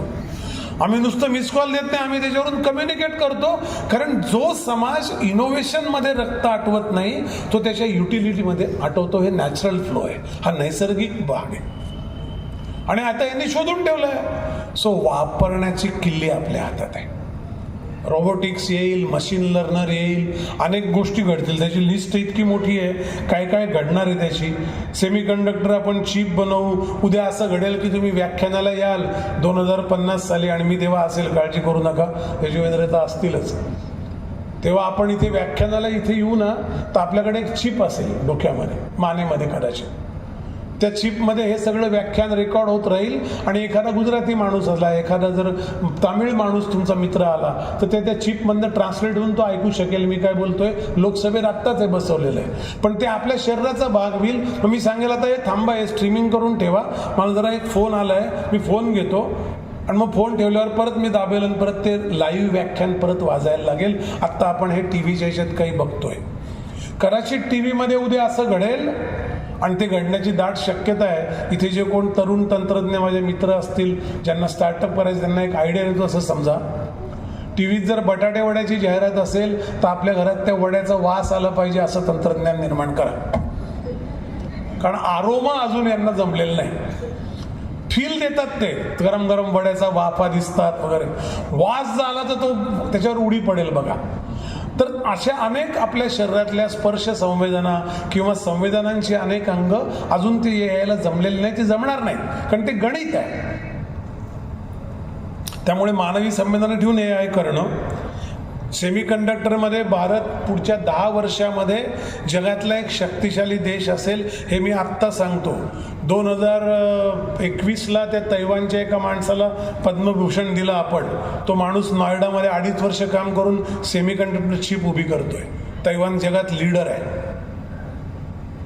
ती जेव्हा येईल ना, त्याची युटिलिटीचं आपलं जे ज्ञान आहे, जसं मिस कॉल सारखं, ते इतकं भयानक डायमेन्शनचं आहे की तुम्हाला कळेल तुम्ही किती आहे. पण त्यामुळे आपण तंत्रज्ञानाच्या मागे लपू शकत नाही. कारण एक नेहमी लक्षात ठेवा, काड्यापिटीला घर जाळायचं का भात शिजवायचं हे भान नाही, ते आपल्याला द्यायला लागतं. सगळ्या तंत्रज्ञानात हे लक्षात ठेवा. तिसरी गोष्ट जी तंत्रज्ञानाने मरायची शक्यता आहे ती म्हणजे कुतूहल. कुतूहल म्हणजे जिज्ञासा नाही. तुम्ही जे मुद्दे मांडले त्या अनुषंगाने ते यजुवेंद्र सांगतो, म्हणजे नुसताच माझा विषय नाही. कुतूहल ही जिज्ञासा नाही. जिज्ञासा म्हणजे क्युरिओसिटी. कुतूहलाला इंग्रजीत शब्द नाही, इंग्रजी भुक्कड भाषा आहे. हे सगळे एका श्वासात सांगतो मी. कुतूहल मरत नाही, जिज्ञासा शमते, म्हणून ती शास्त्राशी जोडलेली आहे. कुतूहल कलेशी जोडलेलं आहे. एका पद्धतीचा प्रयोग नाटकाचा मी नट म्हणून केला, दुसऱ्या वेळेला मला वेगळं काहीतरी सुचतं, कारण माझं कुतूहल जिवंत आहे. डान्स करणाऱ्या नृत्यांगनेला वेगळी मुवमेंट सुचते, संगीत गाणाऱ्या माणसाला वेगळा एक ताण सुचते, वाद्य वाजवणाऱ्याला मध्येच वेगळी मिंट सुचते. हे सगळं सुचतं कारण त्याचं कुतूहल जिवंत असतं. स्वयंपाक करणाऱ्या आईला आज जरा अशी भाजी करून वाटतं, हे कुतूहल आहे, ते कलेशी जोडलेलं आहे. 100 बायकांना एक रेसिपी दिली तरी प्रत्येकाची चव वेगळी असते ना, याचं कारण त्या कुतूहलात आहे. त्यामुळे कुतूहल मरू द्यायची शक्यता AI मुळे, टेक्नॉलॉजीमुळे येऊ देऊ नका. कुतूहल आपल्या जीवनाचा गाभा आहे. कुतूहलामुळे हा देश इतका गेला आहे. म्हणजे आता गयाना नावाच्या एका फ्रेंच साईटवरून उपग्रह सोडत होते आपल्या आधी, तर आपला उपग्रह तिथे त्या काळात, आणि तिकडे 3.5 महिने तो उभा असायचा. आपण त्या हँगरचं भाडं द्यायचो आणि तो प्रक्षेपित, त्याच्या डेट पुढे पुढे जायच्या, वेदर असेल, प्रायोरिटी असेल G7 राष्ट्रांना वगैरे. आता आपण श्रीहरिकोटावरून 350 उपग्रह एकदम सोडतो आणि आपण लोकांना सांगतो तुमचे उपग्रह सोडायचे असेल तर आत्ता द्या, आमचा क्यू पॅक आहे. हे तंत्रज्ञान म्हणून घेतलेली झेप आहे. रिक्षाच्या खर्चात आपण चंद्रावर जाऊन येतो, ते आपण ऐकलंच आहे. ते आपण करू शकतो कारण तंत्रज्ञान कशा चाणाक्षपणे वापरावं याचं कुतूहल आपलं जिवंत आहे. उद्याच्या भारतामध्ये तुमचं कुतूहल मरू देऊ नका, तर तो तंत्रज्ञानाची झेप घेणारा भारत मग ते लोकांच्या कामाला येईल. उद्या असा पण वेळ येणार आहे तंत्रज्ञानामध्ये की कृत्रिम अन्न तयार होईल, अन्न शिजवायला लागणार नाही. काही घटक एकत्र करून नॅनो टेक्नॉलॉजीने त्या अन्नाचा, म्हणजे तुम्ही आत्ता खातात तशीच भाताची मूठ, तसंच पिवळ्या रंगाचं वरण, पण ते कृत्रिमरित्या तयार होईल नॅनो टेक्नॉलॉजीमध्ये. तो एक शीत आहे, त्याच्यातनं ते मल्टिपल हे तयार करतील. म्हणजे जैविक जे ताकद आहे ती नॅनो टेक्नॉलॉजी आणली, त्याच्यात तर प्रयोग चालू आहेत. उद्या असंही घडेल की मेडिसिन फील्डमध्ये पेशंट आला की ते पेशंटच्या डोळ्यात बघून, डॉक्टरच्या डोक्यात जर AIची चिप असेल तर त्याची उपजत डायग्नोस्टिक ताकद आणि AIच्या चिपमध्ये अशा पद्धतीचे डोळे असणाऱ्या माणसाची तब्येत, याचा जो डाटा असेल त्याच्याने डॉक्टर त्याला बघता बघता सांगेल की तुला अमुक अमुक झालेलं आहे. एखाद्या चमत्कारासारखं जे आपण आपल्या चमत्कारात ऐकतो, भिंत चालवण्यापासून सगळ्यांच्या, भिंत चालवणं आहे काय, क्वांटम थेरी आहे आजच्या सायन्सच्या भाषेत, ज्ञानेश्वरांची. तिच्या पाठीवर, मुक्ताईने ज्ञानेश्वरांच्या पाठीवर भाकरी करणं काय हो? तुम्ही टेक्नॉलॉजीच्या अंगाने विचार करा, त्याच्याकडे भाकडकथा म्हणून बघू नका. ठीक आहे, मागे जात नाही मी, पुढे जायचं म्हणून तर डॉक्टर ओळखू शकेल, मग डायग्नोस्टिकचं काय राहील? काही राहणार नाही. त्याची वेगळी पद्धती जन्माला येईल. मग त्या डॉक्टरच्या डोक्यातल्या विचार करणाऱ्या प्रक्रियांची यंत्रणा व्यवस्थित करण्याकरता चिप वापरली जाईल, AI वापरली जाईल. इलॉन मस्क आत्ताच AI आणि ह्युमन ब्रेन याचा एक संकर घडवतोय, ज्याचं असं म्हणणं आहे की त्यामुळे माणूस 190 वर्ष जगू शकेल. कारण डिजनरेट होणाऱ्या ज्या पेशी आहेत त्या होता आहेत हे आधी कळेल आणि शरीर प्रतिकात्मक यंत्रणा आपोआप उभी करेल. ते एन्झाईम स्त्रवतील आणि तो माणूस, त्याला थोडी कळ आली की त्याला कळेल, तो परत ओके होईल, त्याला काही होणार नाही. सो प्रश्न दीर्घ जगण्याचा नाहीये, जीवनाचा प्रश्न नसतो, प्रश्न जगण्याचा असतो. आपण जगतो, जगणं महत्वाचं का जीवन? जगणं महत्वाचं, कारण त्यात कशाचं उत्तर आहे. खलील जिब्रान काय म्हणतो, तुम्ही कसं जगावं याकरता भाकरी आहे आणि का जगावं याच्याकरता फूल आहे. त्याचा कार्यकारण भाव महत्वाचा आहे. मी का जगावं असं मला वाटतं, त्या कार्यकारण भावात आपलं जगणं आहे आणि ते म्हण जगणं आहे. जीवन तर काय, प्रत्येकाला जीवन आहेच, सगळ्यांनाच जगणं नशीब येतं असं नाही. तंत्रज्ञानाने जे जगणं हरवेल ते हरवू द्यायचं नाही, या भारतात लक्षात ठेवा. कारण आपण तशा अर्थाने एखादी गोष्ट ॲडॉप्ट करायला फार फास्ट लोक आहोत जगाच्या दृष्टीने, परत तेच आपण इनोव्हेशनमध्ये घालवलेलं नाही. 4 आणखीन धोके आहेत उद्याच्या भारताचे, त्याची सुरुवात झाली आहे, ती सांगतो आणि थांबतो. मला वाटतं 1 तास झाला नाही अजून. एक धोका आहे, आत्ता जग ज्या पद्धतीने वोकिझम नावाचा एक प्रकार सुरू झालाय, तुम्हाला माहिती आहे की नाही मला माहित नाही. मला सगळी माझी काळजी या देशाच्या कण्याशी आहे. ती कणा म्हणजे माझी संस्कृती आहे, जीवन पद्धती आहे. ती जी जे इरोड करेल किंवा जी जी गोष्ट त्याच्यावर घालेल ती गोष्ट चुकीची आहे. मी धर्म म्हणतच नाही. मी जीवन पद्धती म्हणजे आत्ता जे सांगितलं ते परस्परावलंबी जीवन पद्धती. वोकिझम नावाची एक गोष्ट आली. वोक म्हणजे काय? वेकअपचा भूतकाळातलं past tense of wake is woke. काय? व्हॉट इज वोक? आत्ता असं चाललंय. तुम्हाला मी 2 केसेस सांगतो. अमेरिकेमध्ये, आणि हे घडलेलं याच्यात मी आत्ता काल नाही घडलेलं, याला 1.5 वर्ष झालं. तिकडे एक मोठी चळवळ चालू आहे वोकिझमची. एका माणसाने खून केला, त्याला जेलमध्ये घातलं. तो जेलमध्ये गेला, जेलमध्ये बसला आणि त्याला 1 वर्षाने त्याने सांगितलं की मला असं वाटतंय मी पुरुष नाही, मी स्त्री आहे, मला स्त्रियांच्या सेलमध्ये ठेवा. जिल्हाधिकाऱ्यांनी, त्या जेल अधिकाऱ्यांनी सांगितलं असं काही नसतं. म्हटलं मला वाटतंय. त्याने सांगितलं मला लॉयर पाहिजे. लॉयरने कोर्टात केस उभी केली. कोर्टाने निर्णय दिला त्याला जर वाटत असेल तो स्त्री आहे तर त्याला तो हक्क आहे, त्याला स्त्रियांच्या सेलमध्ये ठेवलं पाहिजे. वकिलांनी 1.5 महिना आर्ग्युमेंट केलं की त्या स्त्रियांच्या सुरक्षिततेचं काय? हा पुरुष आहे, त्याला स्त्री असं वाटतं, त्याच्यातून स्त्रियांना धोकाच नाही. अशा निष्कर्षावर कोर्ट आलं, त्याला दिली सेल बदलून. हे घडलंय. वोकिझमचा अर्थ असा की मला LGBTQ ऐकलंय का तुम्ही? LGBTQ शब्द, त्यातला Q काय माहिती आहे का? त्याचं नाव आहे क्युअर, क्यूईर, QUEER. म्हणजे काय? मला सकाळी वाटलं मी कुत्रा आहे तर मी कुत्र्यासारखा वागेल. मला दुपारी वाटलं मी कावळा आहे तर मी कावळ्यासारखा घरात फिरेल. मला ते स्वातंत्र्य आहे बाय लॉ. तुम्ही आत्ता मुंबईला जा, तुम्ही फॅशन स्ट्रीटला जा, तुम्हाला काही पॅन्ट आणि कपडे मिळतील, त्याला मागे भोक आहे. ते म्हणाल भोक का बरं आहे? मला शेपूट नको का बाहेर यायला जागा?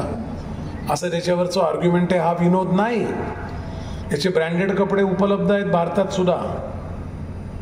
मला जे हवं तसं वागण्याचं मला स्वातंत्र्य आहे. यातनं अजून एक कन्सेप्ट आत्ता घासली जाते आणि जी लवकरच अमेरिकेत कायदा म्हणून येईल, तिचं नाव आहे चाइल्डिझम. त्यांचं असं म्हणणं आहे की मुलगा 5 वर्षाचा झाला की आई वडिलांनी त्याच्याशी कुठलाही संवाद साधायचं कारण नाही. त्याला त्याच्या पद्धतीने आयुष्य जगायचा अधिकार आहे. त्याला आई वडिलांनी सेक्स दिलंय, म्हणजे XX आणि XY, मुलगी आणि मुलगा हे दिलंय. जेंडर त्याचं स्वातंत्र्य आहे. There is a law of gender independence getting discuss in US. हे कारण त्यांचं असं, त्यांचं म्हणणं आम्ही वी आर वोकअप. आम्ही जागृती आली आमच्यामध्ये की आपण कसं आयुष्य जगावं. त्याच्यात बळी जातो फॅमिली सिस्टीमचा. अमेरिकेत 40 वर्षापूर्वीच गेलाय. तुम्हाला वाटत असेल इथे काय असं होणार नाही, तर आत्ताच्या हायकोर्टामध्ये रिअल इस्टेटच्या केसेसपेक्षा डायव्होर्सच्या केसेस जास्त आहेत. हा डाटा सांगतोय. हे एक संकट आहे उद्याच्या भारतावरचं.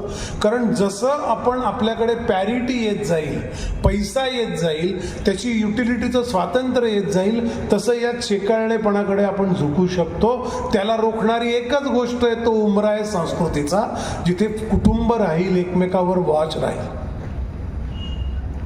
तो जो वॉच असतो ना, मी तुम्हाला ते करता सोपी गोष्ट. मी कॉलेजला गेलो होतो परवा मागच्या महिन्यात मुंबईतल्या, आणि फार व्हायब्रंट कॉलेज आहे ते. तिथे सगळे LGBTचे समर्थक आहेत, वोकिझमचे समर्थक मुलं होती. मुद्दामूनच मी त्या कॉलेजला जायला महाराष्ट्रातल्या सुरुवात करणार आहे. पुढची 6 महिने तर मी किमान 100 कॉलेज तरी कव्हर करेन. मला त्या मुलांशीच बोलायला आवडायचं. ते मुलं प्रश्न विचारत होते, का बरं नाही, आम्हाला का बरं नाही. म्हटलं स्वातंत्र्याचे अर्थ खूप आहेत, ते सगळं तुम्ही काय भाषण केलं सांगत नाही.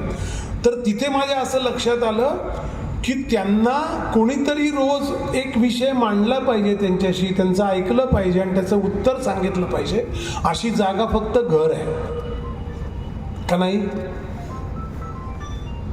तुम्ही तुमच्या घरात, त्याचा एक सोपा उपाय मी तुम्हाला सांगतो. म्हणजे माझ्याकडे उपाय अशा अर्थाने बघू नका, तुम्ही पण तेवढेच ज्ञानी आहात. एक जेवण मुलांबरोबर रोजचं घरात घेण्याची अत्यंत गरज आहे. तरुण मुलांबरोबर ते संध्याकाळचं असेल तर उत्तम. तुम्ही खूप बिझी असाल, पण आई वडिलांना वेळ नाही, अशा दरिंदर अवस्थेत नेऊ नका स्वतःला. वेळ काढा, तो आवश्यक आहे. तर त्या मुलाशी बोलता येईल. आत्ता किती आईबापांचा आपल्या मुलांशी संपर्क आहे असा प्रश्न मी विचारला, तर ऑकवर्ड परिस्थिती होईल म्हणून विचारत नाही, मला खात्री आहे. मुलं किती आवडीच्या विषयांशी आईवडिलांशी बोलतात, डोळ्यात डोळे घालून आईवडील त्यांना विचारतात, ओपनली चर्चा करतात, त्यांचं ऐकून घेतात, त्यांच्या मुद्द्यात दम आहे असं म्हणतात, पण तो लॉंग टाईम किती चुकीचा आहे सांगाय शकण्याची क्षमता आहेत असे किती आईवडील आहेत. कुटुंब व्यवस्थेला हादरा देणारी गोष्ट घडते, ती जर कोलॅप्स झाली तर संस्कृती टिकण्याची सुतराम शक्यता नाही. उद्याचा भारत विकसित खूप मोठा असेल, पण तो एक अमेरिकेसारखा मॉल तयार होईल, तो होऊ देऊ नका. इंग्रजांनी जे केलं ना, असे फॉल्टलाईन तयार केल्या, या दुसऱ्या कल्चरल मार्क्सिझमच्या फॉल्टलाईन आहेत. याच्यापासून सावध राहा, एवढं मी तुम्हाला सांगेन. आता आपण संस्कृती गमावू, परस्परावलंबित्वाची जीवन पद्धती गमावू, आपण जगणं गमावू, आपण कुतूहल गमावू, आपण निसर्ग सान्निध्य गमावू, आपण शहाणपण गमावू. बुद्धिमत्तेपेक्षा शहाणपण मोलाचं असतं. संस्कृती शहाणपण देते, विकास बुद्धिमत्ता देतो. हे लक्षात ठेवा. भारताच्या उद्याच्या भारतातला विकास झालाच पाहिजे, पण माझं शहाणपण टिकावं अशी पण व्यवस्था मला निर्माण करता आली तर त्याचं ते उत्तर आहे. हे दोन्ही हँड इन हँड जाईल, एकत्र जाईल तरच होईल. अदरवाईज आपलं हे सगळं संपत गेलं तर आपण वस्तू होऊ. माणसाचं वस्तूकरण होणं हे अमेरिकेत झालेलं आहे, हे युरोपात झालेलं आहे. तुम्हाला कुठल्याही, मी तुम्हाला राहिलोय म्हणून सांगतो, तुम्ही कुठल्याही बाकीच्या गोष्टीच्या ह्याच्यात पडू नका. अमेरिकन कुटुंबामध्ये you cannot ask questions to the kids, you cannot ask question to the wife. There is no question allowed. She say why. The answer is it's me. Who are you to ask me why. अमेरिकेत कोरोनाची लस घेतली आहे का नाही हे सुद्धा विचारायचा कोणाला हक्क नाही. त्याच्यावर 100 पिटिशन झाले, इतरांना त्रास होईल, ड्रंकड ड्रायव्हर सारखंच ते आहे, इतरांना गाडीत धोका आहे, परत त्यांनी सांगितलं की त्याची प्रायव्हसी आहे. Disease is a privacy. हे अशा विचित्र अवस्थेला लोक पोचतात. ते आपण पोचू न देणं आणि विकास करणं, या दोन गोष्टी जर आपण करू शकलो तर मला वाटतं या देशाचं भविष्य अत्यंत उज्ज्वल आहे. उद्याचा भारत अत्यंत लोभस आहे. उद्याचा भारत जगाला दिशा दाखवणार आहे आणि आपलं काम तर पुढे आहे. आपल्या देशाचं बिघडून येतात लोकांनाही शिकवायचं आहे. आपल्याकडे जगाला देण्याकरता फक्त ज्ञान आहे आणि तेच होतं 5000 वर्षापासून. आपल्याकडे जगाला द्यायला शस्त्र नाहीत. आत्ता आपण काही काळाकरता शस्त्र निर्यात करत असू, पण शस्त्र निर्यातीकरता आपला देश जगत नाही. धान्य निर्यात करू शकतो, लस फुकट देऊ शकतो, ज्ञान देऊ शकतो. नालंदा असू शकते, अजून नालंदा उभ्या राहतील भारतात. तुम्हाला आत्ता खोटं वाटेल, AI आणि मशीन लर्नरच्या लॅब भारतात उभ्या कराव्या असं सांगितलं गेलं आहे. कारण IT क्षेत्राने जगाला हे दाखवून दिलं की भारतीय लोकांचं इंग्लिशचं ज्ञान अतिशय घट्ट आहे आणि त्यात जी लँग्वेज वापरली जाते त्या लँग्वेजच्या ज्ञानात पण भारतीय लोक जास्त श्रेष्ठ आहेत. त्यामुळे त्या लॅब जर इथे आल्या तर ती नालंदा विद्यापीठं असतील उद्याची, ते आपण देऊ. आपलं ज्ञान देण्याची परंपरा आपली चालू राहील. उद्याच्या भारतात आपलं राजकीय भवितव्य स्थिर राहील, आपली सामाजिक वीण उसळणार नाही, संस्कृतीचा धागा तुटणार नाही. शिक्षणात जी तंत्रज्ञानं येतील त्याचं भान न जाता तंत्रज्ञान आपण वापरणार नाही. आणि या सगळ्याचा कणा असणारी आपली कुटुंब व्यवस्था, जीवन पद्धती, परस्परावलंबित जगणं, याचं कुठलंही नुकसान आपण करणार नाही. एवढं डोळ्यात तेल घालून बघायची जबाबदारी आपली आहे. कारण आपण 40-50 60चे आहोत. आपल्यानंतरची पिढी कशी होईल ही जबाबदारी शांतपणे बघत आपण ती जबाबदारी पार पाडली असं भरल्या डोळ्यांनी बघत आपण आपल्या शेवटाकडे जाऊ तर तो सुदीन असेल, तो प्रत्येकाच्या आयुष्यात यावा अशी प्रार्थना करतो आणि थांबतो.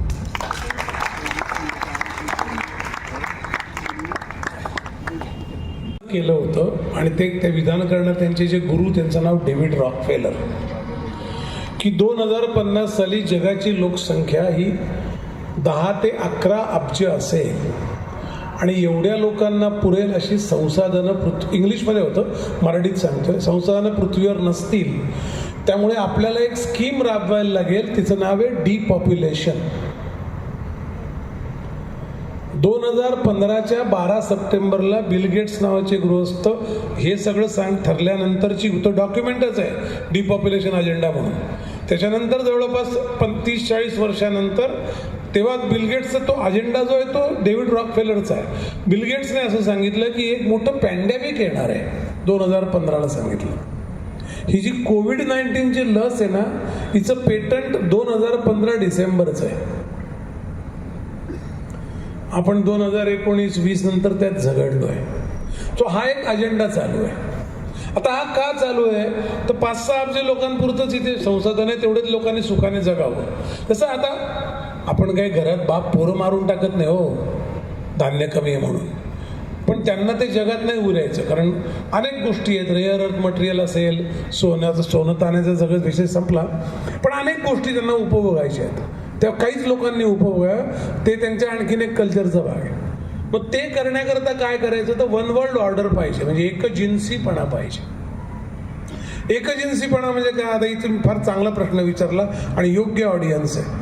जे इथे 60च्या वरचे आहेत त्यांनी लहानपणी, माझ्या मी 63चा आहे, जे 60चे असतील इथे त्यांनी किमान 10 प्रकारची धान्य खाल्ली असतील. दादर ज्वारी, अमुक ज्वारी, बाजरीचे 6 प्रकार, वेगवेगळ्या प्रकारचे, आता ज्याला मिलेट्स म्हणतो अशी धान्य, कडधान्य, असं रोज आपण वेगळं खायचं. अमेरिकेत सुद्धा हेच होतं, मिलेटचाच देश होता हो. रेड इंडियन लोक मिलेट तर खायचे. आत्ता अमेरिकेत काय झाले, 3च धान्य आहेत, गहू, मका, तांदूळ. विविध पदार्थांचा आस्वाद, विविध प्रकारचं जगणं नसणं, म्हणजे पॉलिलिथिक जगणं नसणं, म्हणजे मोनोलिथिक एकजिन्सी जगणं असणं. जिन्सी फक्त वस्तू असतात, कारण त्याच्यात काउंट वाढतो. मला 3च गोष्टी पिकवायला लागतात. खाणारे डोकं. भारताची लोकसंख्या हा हेडकाउंट म्हणून अमेरिका बघते. मी तुम्हाला त्याचं उदाहरण देऊन सांगतो. अगदी वस्तूकरण म्हणजे काय तर जगातल्या 100 इकॉनॉमी काढा, 100 मोठ्या अर्थसत्ता, त्याच्यामध्ये 42 देश आहेत, 58 कंपन्या आहेत. कंपन्यांचा रेव्हेन्यू आणि देशाचा GDP ही तुलना करायची गोष्ट नाही, पण हे महामूर्ख बदमाश लोक ते करतात, कारण त्यात त्यांना आपला प्रॉफिट दिसतो. तुमची वस्तू झाल्याशिवाय कोणाला प्रॉफिट मिळत नाही. तुमच्या जगण्यामध्ये तुम्ही वस्तू असाल तर तुम्ही एक पेशंट असता, तुम्ही एक गाडी खरीदणारा माणूस असता, तुमच्या डोक्यावर ते लेबल असतं. पण तुम्हाला भावना आहेत. तुम्हाला आत्ता गाडी खरेदी परिस्थिती नाही. मी उदाहरण सांगतो, संस्कृतीतला फरक कसा असतो. समजा उद्या मी कर्ज काढलं आणि पोर्शे नावाची गाडी घेतली किंवा मेबॅक गाडी घेतली 8 कोटी रुपयाची, आणि जर त्याचं मी कर्ज फेडू शकलो नाही, बँकवाले माझ्या घरी आले, मी भारतातली परिस्थिती सांगतो, तर शेजारी पाजारी दरवाजे लावून घेतील. ते म्हणतील याला कोणी धंदे करायला सांगितले, पैसे नाही तर. पण माझ्या मुलीच्या लग्नाकरता मी कर्ज काढलं आणि ते फेडू शकलो नाही म्हणून बँकवाले आले, ते म्हणतील तुला काही गरज आहे का? वस्तू होत नाही तेव्हा दुसऱ्याचं दुःख कळतं. वस्तू तेव्हा होत नाही जेव्हा करुणा असते. वस्तू तेव्हा होत नाही जेव्हा मी दुसऱ्याच्या आयुष्यात डोकावून बघतो, त्याला मदत करावा असं मला मनापासून वाटतं. वस्तू तेव्हा होते जेव्हा मला कोणाशी काही देणं घेणं राहत नाही, त्याच्या डोक्यावर मी एक प्राईस टॅग लावतो. प्राईस टॅग वस्तूला असतो, तसं तो माणसाला लागतो की हा निम्न गरीब माणूस आहे, हा उच्च मध्यम वर्गीय आहे, हे सगळे प्राईस टॅग आहेत. हा माणूस आहे, हे वस्तूनं होणं. आता आपण एखाद्याकडे माणूस म्हणून बघतो का, कारवाला म्हणून बघतो का, उच्च शिक्षित म्हणून बघतो का, श्रीमंत म्हणून बघतो का, गरीब म्हणून बघतो, दॅट विल डिसाईड की तुमचा हळूहळू काटा वस्तूकरणाकडे झुकायला लागलाय.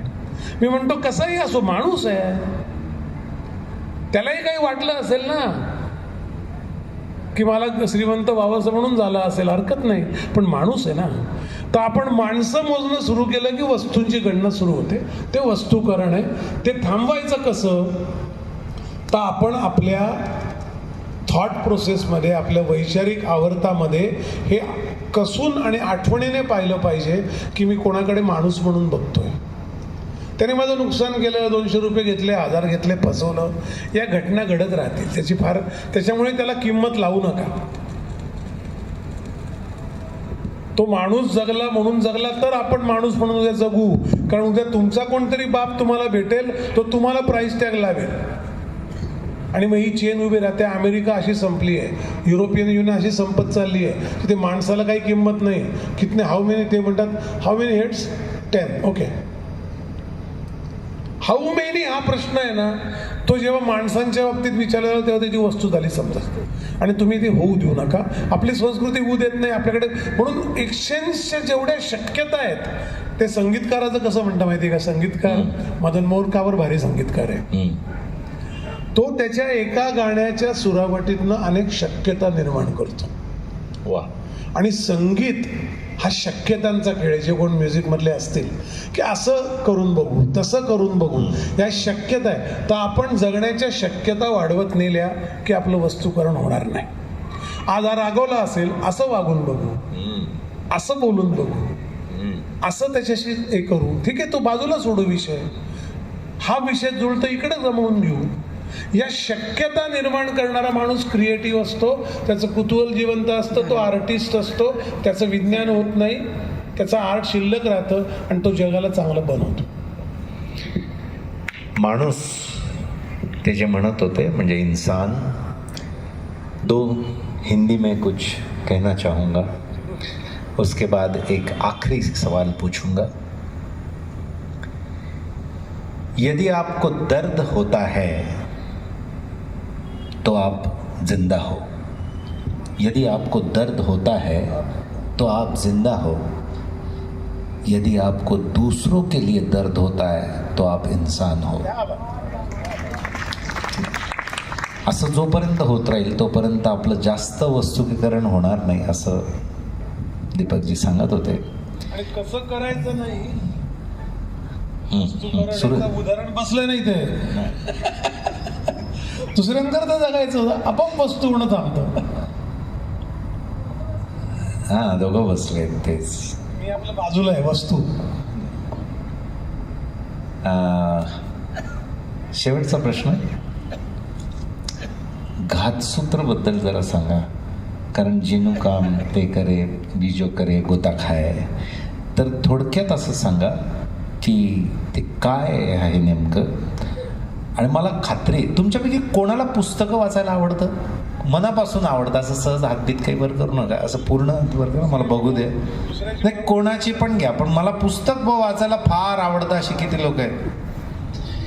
मी तुम्हाला खात्री देतो, तुम्ही पुस्तक वाचून बघा, तुमचं ना म्हणजे तुम्हाला असं वाटेल की क्या बात आहे यार, काय वाचून टाकलं मी, असं होईल. तर त्या पुस्तकाबद्दल थोडंसं सांग. घातसूत्र पुस्तक या सगळ्या जगातल्या काही मोजक्या लोकांच्या माणसं संपवण्याच्या, एक प्रकारची व्यवस्था आणण्याच्या सगळ्या कृत्यांना उघड करतं. ते इंग्लिशमध्ये आता आलं आहे, त्यामुळे मला जीवाला धोका आहे. मराठीत सिरियस वाचणारी माणसं कमी आहेत म्हणजे जगातली, त्यामुळे कळलं नाही. आता मला थ्रेट येत आहेत, येऊ द्या, तर थ्रेटचा काही विषय नाही. पण मी सांगतो काय की याचा अर्थ तुम्ही जेव्हा त्यांचा अजेंडा एक्सपोज करतात, मी कोणी क्षुल्लक माणूस असलो आहे त्यांच्या दृष्टीने, तरी त्याला ते वश करू बघतायत असे मला अनुभव आहेत. घातसूत्र हे सगळ्या 100 वर्षाचा पट उभा करतं. टायटॅनिक का बुडवली आणि कोरोना का आला इथपर्यंत 112 वर्षाचा पट उभा करतं, 118 वर्षाचा. आणि त्याच्यामध्ये आपल्याला कळतं की हे सगळ्या घटना घडल्या का घडवल्या गेल्या. घडवल्या गेल्या तर का घडवल्या गेल्या, त्या घडवल्या का गेल्या असं शोधताना लक्षात येतं कोणी घडवल्या, नंतर त्यांनी कशा घडवल्या, या सगळ्याचं वर्णन त्याच्यामध्ये तपशीलवार येतं. 3 भागातलं पुस्तक आहे. 118 वर्षाचा घटनाक्रम, ते कोणी घडवलं आणि कसं घडवलं याची संरचना काय उभी केली, असं ते पुस्तक आहे. त्या पुस्तकाने मला, मी कृतज्ञ त्या थॉट्सची. मला कधीतरी एकदा असं झालं, 9/11 घडलं तेव्हा अमेरिकेत. माझा एक मित्र होता आणि आम्ही दुःखी चेहऱ्याने बसलो होतो आणि तो असं मला म्हणला की तुझ्याकडे किती पैसे आहेत. तर मला वाटलं काहीतरी आपण आता मदत उभी केली पाहिजे ना, आपण अमेरिकेत राहतो, पैसे कमवतो, 9/11 घडलं आहे. मी म्हटलं किती पाहिजे, तो म्हणलं एक किती असतील, $1,000,000. म्हटलं हो असतील ना, बँकेत तर असतीलच. तो म्हणला आपण नाही तर मी घरी जातो, एक 10-12 लोकांना फोन करतो, आपण एक $2-3 मिलियन असे उभे करू. मी त्याला विचारलं आणि काय, आणि डिझास्टर रिकव्हरी बनवणाऱ्या कंपन्यांचे शेअर घेऊ. डिझास्टर रिकव्हरी प्लॅन बनवणार आहे. कारण वॉल स्ट्रीट जेव्हा सुरू होईल तेव्हा या कंपन्यांचा शेअर वर जाईल. माझ्याबरोबर रोज बसणारा, गप्पा मारणारा, हास्यविनोद करणारा, जेवणारा, ऑफिसमध्ये रमणारा असा माझा नॉर्मल मित्र असा घातकी विचार कसा करतो याच्याने मला 4 दिवस झोप आली नाही. घातसूत्रचे सगळं जे म्हणजे घातसूत्राचा जन्म हा तिथे त्या क्षणांना घाण पडला आहे. त्याच्या प्रस्तावनेत मी एक अर्पण पत्रिका लिहिली आहे, ती तुम्ही मगाशी उल्लेख झाला मला ती पटकन आठवली. मी असं म्हटलं आहे की जी माणसं भय आणि भूक यांच्या लालसा विसरून निरंतर भूमिका घेत राहतात अशा माझ्या पांथस्थांना हे पुस्तक अर्पण आहे. तुमची भूमिका बोथट केव्हा होते? जेव्हा तुम्हाला भीती वाटते किंवा भीती घातली जाते किंवा तुमची भूक होते निर्माण आणि ती कोणीतरी भागवतं, तेव्हा आपण भूमिका घेत नाही. त्यामुळे भय आणि भूक विसरून भूमिका घेणाऱ्या माणसांकरता हे जग आहे. ते जगाची आशा आहेत आणि अशी माणसं भारतात तर अजून संख्येने 90% आहेत. भारतात जास्तच भूमिका घेणारी लोक आहेत आणि असू द्या, हरकत त्याचा काही तोटा नाही. पण त्यामुळे घातसूत्राची ती थीम आहे, तुम्ही वाचा, तुम्हाला कळेल की हे फिक्शन नाही. हे उद्या आपल्या आयुष्यात येऊन काय घडेल. डिपॉप्युलेशन, ग्लोबल मार्केट फोर्सेस, एक जिन्सी जग. मी तुम्हाला त्याच्या 3-4 गोष्टी सांगतो आणि थांब. एक गोष्ट हां नाही आहे. एक गोष्ट अशी आहे, 9/11चा बिन लादेनशी काही संबंध नाही. टायटॅनिक बुडवली गेली, ती दगडावर आपटून फुटली आहे खरं आहे, पण ती आपटवली कोणी याचं काही कारण आहेत. हिटलरने 60 लाख ज्यूंना मारण्याकरता एका मोठ्या अमेरिकन कंपनीची मदत घेतली. प्रोजेक्ट प्लॅन म्हणला, त्या कंपनीचा IBM आहे, जिने पहिला संगणक तयार केला. आणि हे गॉसिप नाही, ही फॅक्ट आहे. हा रिसर्च आहे. 7 वर्ष लिहित होतो मी. 482 पुस्तकं वाचली, त्यातली 250 पुस्तकं मी लिहिलं त्याच्या विरुद्धची वाचली आहेत. कारण मला उद्या माहिती आहे आर्ग्युमेंटला उभं राहायला लागेल. मला एका ॲम्बसीतनं मध्ये फोन आला आणि विचारलं तुम्ही हे का लिहिलं. ते म्हटलं तुम्हाला काय आवडलं नाही का. ते म्हणले नाही. म्हटलं तुम्हाला विचारून लिहायचं का. नाही पण असं लिहायची काही गरज आहे. मी म्हटलं माझ्यावर खटला भरा, माझ्याकडे 2 टेराबाईट डेटा आहे. 41 अमेरिकन अध्यक्षांची भाषणं आहेत, त्यांचे केलेले उल्लेख आहे, त्यांचा रेफरन्स मी एका ठिकाणी ठेवला आहे. हा संदर्भ ग्रंथ आहे. पण जरूर खटला भरा, त्याशिवाय लोकांना तुमचे कारनामे कळणार नाहीत. JF केनेडीचा मृत्यू झाला 1969ला डालसमध्ये. त्याचं कारण होतं, त्याने पहिल्यांदा त्याच्या काळात सरकारने करन्सी नोट छापली. ती नोट त्यांची फेडरल रिझर्व्ह बँक छापत होती, जी खाजगी बँक आहे. त्याने पहिला असा प्रयत्न केला की सरकारची नोट पाहिजे. आपल्या रुपयाच्या नोटेवर काय लिहिलेलं असतं, I promise to pay the bearer of this ₹100. ती प्रॉमिसरी नोट आहे. ती नाकारणं हा अदखलपात्र गुन्हा नाही आहे, तो विदाऊट बेल असलेला गुन्हा आहे. त्याला बेल मिळत नाही, जामीन मिळत नाही. अमेरिकेच्या नोटेवर लिहिलेलं आहे, it's a legal tender for all debts public and private.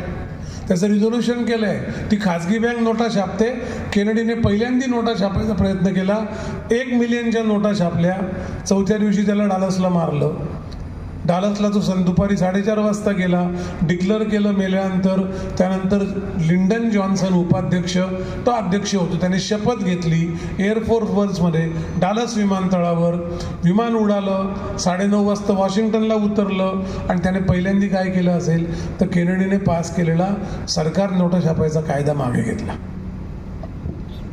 याच्यातले बरेच रेफरन्स आपल्याला लागणार नाहीत, कारण आपल्याला काही माहितीच नसतं याच्यातलं.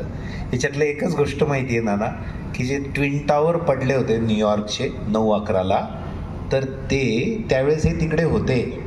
आणि त्यावेळेस त्यांचा तो किस्सा आहे की लाखो हजारो लोक मेल्यानंतर आपण दुखवटा बसलो आहे समोर, आणि तो माणूस म्हणतो आता याचे शेअर वाढतील, आपण याच्यात पैसे टाकू. याचा अर्थ आपण मैताला कोणाकडे जातो, तो मेलेला माणूस आता मेला, हा मेला म्हणजे आता याच्या घरचे जमीन विकायला काढतील, आपण आता याची जमीन विकत घेऊ, असे म्हणणारे नराधम म्हणतो ना आपण त्यांना.